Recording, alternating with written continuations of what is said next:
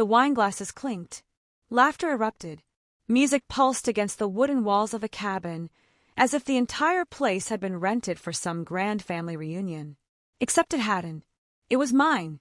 Before we begin, drop a comment, and tell us where are you from and from which city you're watching our videos. And after watching the whole video, don't forget to tell us what would you do in this situation. Be honest. Tell me in the comments below. We read every comment. Let's begin. My phone buzzed nonstop with notifications. I was sitting in a crowded airport terminal waiting for my connecting flight when my best friend Harper texted, "You're not going to believe this. Check your inbox." I opened the video she'd sent and my jaw locked. There they were. My parents, my sister Jenna, her smug fiancé, even my cousin Logan, all dancing in the cabin I'd secretly bought 2 months ago. The same cabin they had mocked me for even considering. In the first video, Jenna twirled around holding a champagne bottle.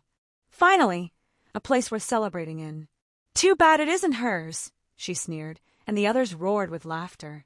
I gripped my phone so hard my knuckles went white, my heart pounded, not from shock, but from a cold, familiar anger. They had done this my entire life. Mocked, dismissed, used me when it was convenient. Now they were parading inside the one thing I kept hidden, the one place I thought was mine alone. My husband Ethan was on a short business trip, only 2 hours away from the lake. I forwarded the videos to him, my fingers trembling but steady with purpose. Within 5 minutes, he called. His voice was calm, but I could hear the storm beneath it. "Tell me this isn't real." "It's real," I whispered. "They broke in. They're celebrating like it's theirs." Silence. Then a single sentence that made my stomach twist. "I'm driving there right now." I sat frozen in the terminal, earbuds in, watching another video Harper had recorded through the window. My mother raised her glass and said, "At least one of us has the guts to enjoy this place, not like my daughter who wastes her life on pointless dreams." My vision blurred, but I didn't cry. Not this time. Instead, a strange calmness spread through me because I knew what was about to happen when Ethan walked through that cabin door. And an hour later, he did. Harper's camera caught the moment. The music cut mid-beat. Every laugh turned to silence. Ethan stepped inside, tall, broad-shouldered, his jaw tight, holding up his phone with the forwarded video still playing. He didn't need to shout. The look on his face was enough to turn their celebration into dread. The slam of the cabin door echoed louder than any music they had been playing. Claire's family froze mid-laugh, champagne glasses half raised. The fire in the stone fireplace crackled, but no one dared to move. Ethan Lawson stepped in, every inch of him rigid with fury. He didn't shout. He didn't need to. His silence was sharper than any blade in his hand.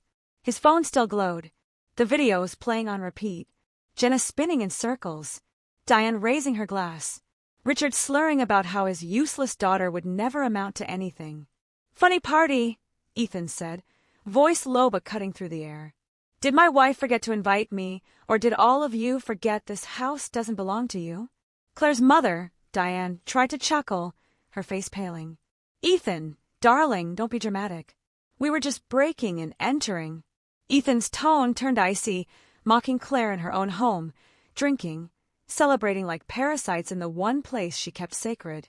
The champagne glass in Jenna's hand trembled. She glanced at Marcus, who whispered, "Stay calm.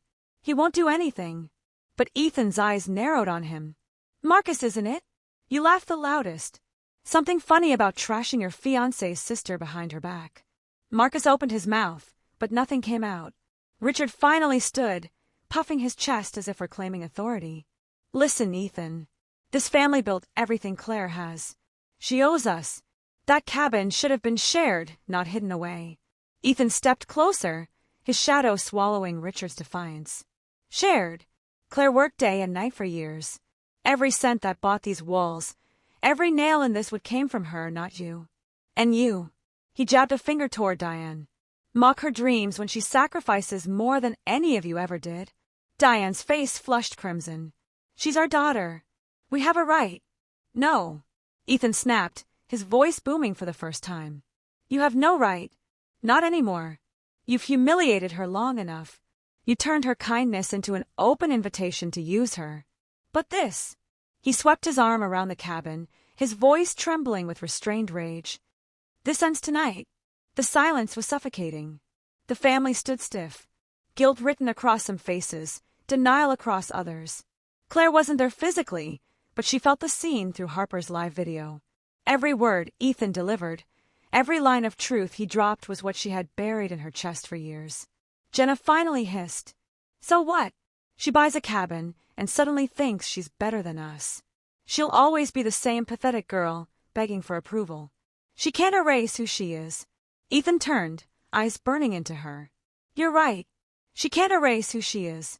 Loyal, hardworking, stronger than any of you. But she can erase who you are in her life. After tonight, none of you will see her unless she chooses. And if you set foot here again, I promise the law will handle it." Logan shifted uncomfortably, muttering, "Come on, Jenna. Maybe we went too far." "Too far," Ethan barked. "You filmed yourselves mocking her.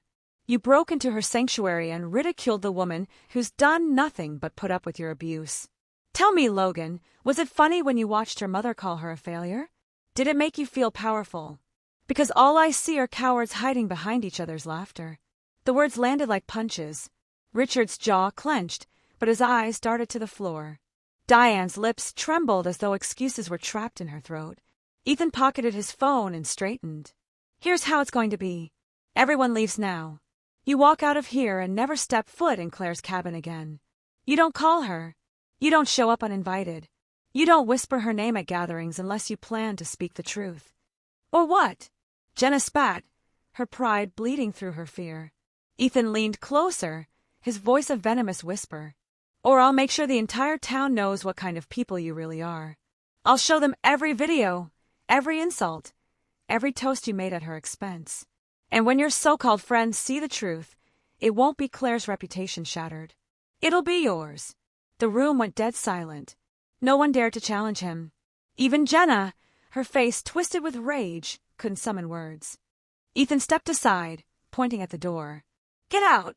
Chairs scraped. Glasses clinked back onto the table. Coats were snatched from hooks. One by one they filed out, Diane muttering curses under her breath. Richard gripping her arm to shut her up. Jenna storming past with Marcus trailing like a coward.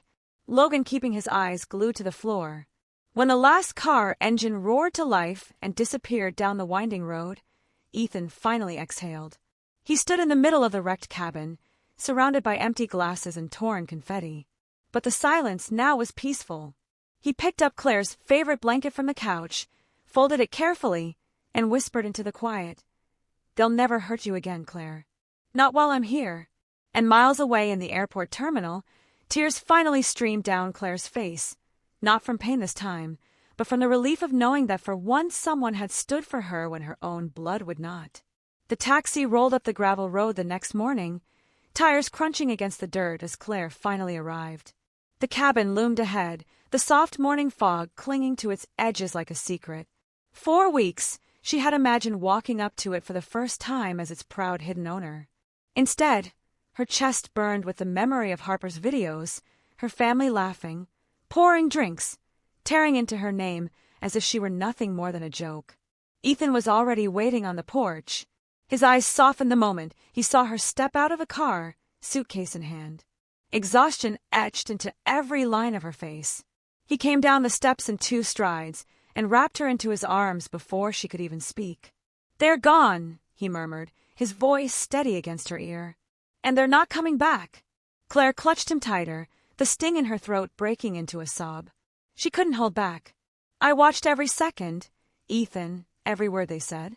I thought I'd grown numb to it, but it felt like they ripped something out of me all over again." Ethan pulled back, his hand brushing her cheek. "No, they didn't rip anything out. They just showed their true faces. You still have everything they'll never touch. Your strength, your freedom, and me." Claire nodded, but anger still simmered in her gut. She dragged her suitcase inside, and the sight nearly buckled her knees. Wine stains on the rug, crumbs on the counter. Chairs left scattered like a storm had blown through. "This was supposed to be my escape," she whispered, her voice cracking. "The one place that belonged to me alone, and they turned it into a circus." Ethan placed a hand on her shoulder. "Then we take it back. Not just the cabin, your story. No more being their scapegoat. No more letting them set the narrative. This is your chance to show them you're done being small. Claire sank onto the couch, gripping her knees as flashes of memory filled her head. Her father sneering when she turned down law school.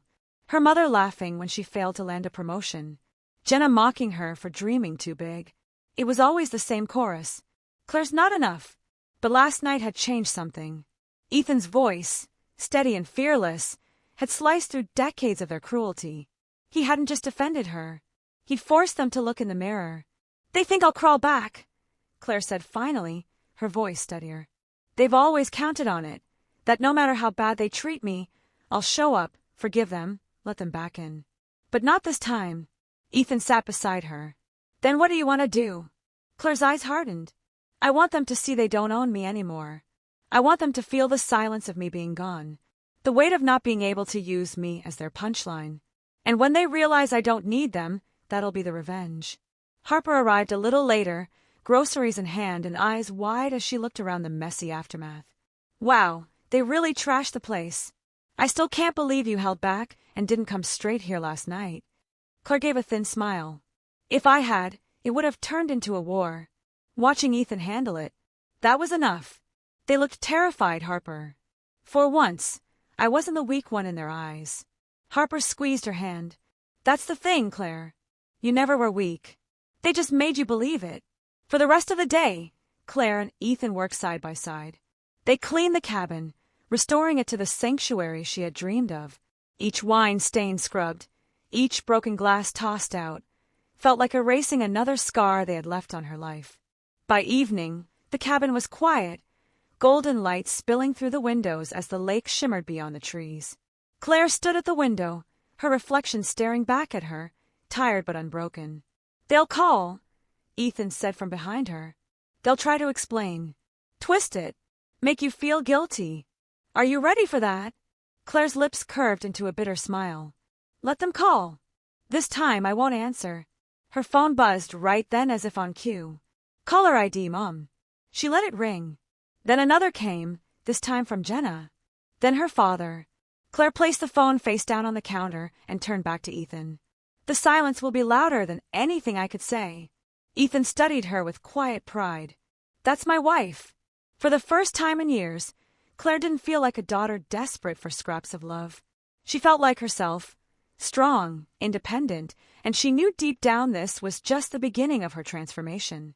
Because revenge didn't always come in slammed doors or shouted words. Sometimes the sharpest revenge was absence, the undeniable truth that they no longer had power over her life. The cabin was hers. Her life was hers, and they would have to sit with that. The silence lasted 3 days. 3 days of unanswered calls, ignored texts, and unread voicemails piling up on Claire's phone. At first, it was easy to leave it untouched. But by the 4th morning, a knock rattled the cabin door. Claire froze. Ethan rose from his chair, shoulders tense, and opened it.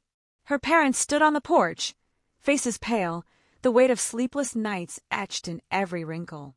Jenna and Marcus lingered behind them, whispering furiously, their smiles brittle. Claire, Diane began softly. Please, can we come in? Claire stood in the center of the cabin, arms folded. She shook her head. No. Whatever you came to say it here. Richard cleared his throat. His usual booming confidence had thinned to a wavering rasp. We made a mistake. Things got out of hand. We didn't mean to disrespect you. Claire cut him off, her voice sharp. Didn't mean to. I watched you raise a glass to my failure, Dad. I watched you, Mom, laugh about how useless I am. That wasn't an accident. That was the truth you've been carrying for years. Jenna scoffed. Oh, come on, Claire. You're being dramatic. Families fight. We were just having fun. Fun! Claire stepped closer, her eyes blazing. You broke into my home. You turned it into a stage to humiliate me when I wasn't even here to defend myself. That isn't family. That's cruelty. Diane's voice cracked. But we're still your blood. No. Claire snapped, her tone steady and final. Blood isn't enough. Respect matters. Loyalty matters. And you showed me I'll never have either from you. Ethan's presence behind her was like a fortress. He didn't speak, but his silence was power, his hand resting lightly at her back, reminding her she wasn't standing alone. Marcus tried to chime in, his voice dripping with mock charm. Look, we all got carried away. Maybe if you just let us. Claire's laughter cut him like glass. Cold, bitter, but strong. Carried away. You wanted my cabin. You wanted me out of the picture because the idea of me finally having something of my own made you sick. Well, guess what? You don't get a seat at this table anymore. Jenna's eyes narrowed, venom flashing. You'll regret this, Claire. You'll come crawling back. You always do. But this time, Claire's lips curved into a calm smile. Not anymore. I'm done begging to belong. You don't own me. You never did. The porch went quiet. The Lawson family stood there, rattled, expecting her to cave, expecting the same old Claire who swallowed insults just to keep peace. But she didn't flinch. Finally, Diane's shoulders slumped. Richard muttered something under his breath, and one by one they turned and left. The crunch of gravel under their tires was the sweetest sound Claire had ever heard. Inside, Ethan wrapped his arms around her. You didn't just stand up to them. You buried the old version of you who thought you needed them. Claire leaned against him, the weight finally lifting. It wasn't about revenge anymore. It was about freedom. That evening, as the sun dipped behind the lake, Claire sat on the porch swing with Ethan and Harper. The cabin, once tainted by betrayal, now glowed with something stronger. Peace.